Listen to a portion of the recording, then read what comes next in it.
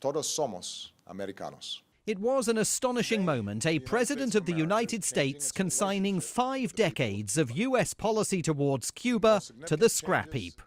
But today we are making these changes because it is the right thing to do.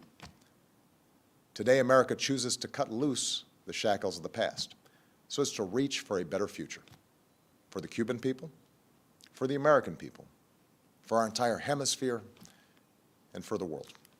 Since the 1960s, Fidel Castro and the communist revolution he brought to Cuba have bedeviled successive U.S. presidents.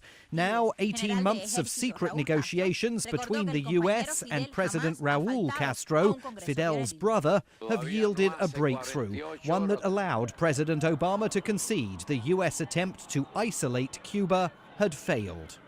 But I believe that we can do more to support the Cuban people and promote our values through engagement. After all, these 50 years have shown that isolation has not worked.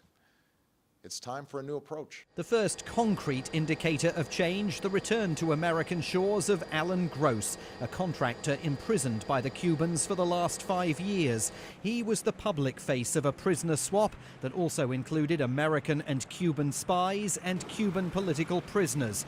And his toothless face carried with it the weight of his time in a Havana jail.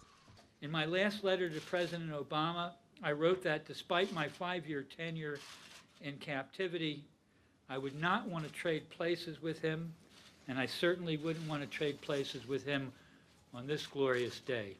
President Obama seized on the moment, authorizing all branches of government to act. At the State Department, John Kerry said he wants to be the first Secretary of State to visit Cuba for 60 years.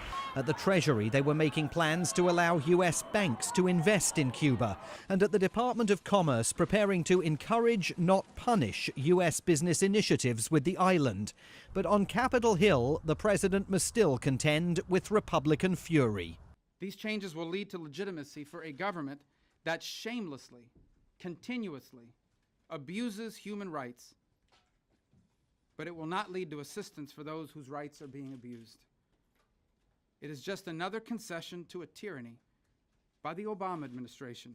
Obama coward! Obama coward! In Miami's Little Havana, where generations of Cuban exiles have rhetorically battled the Castros, there were mixed views about the White House announcement. I'm horrified, I'm mortified. This is a disaster.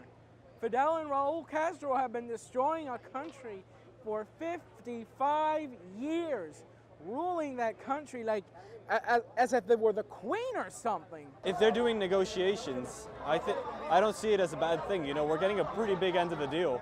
We're able to open up industries. There's not really that many bad things, honestly.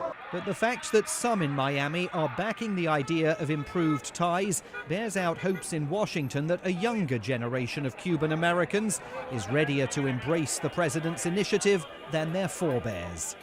One man eager for change could be found a stone's throw from the White House, at Draper's Cigar Store. It used to sell Cuban smokes to President Kennedy until he signed legislation banning them.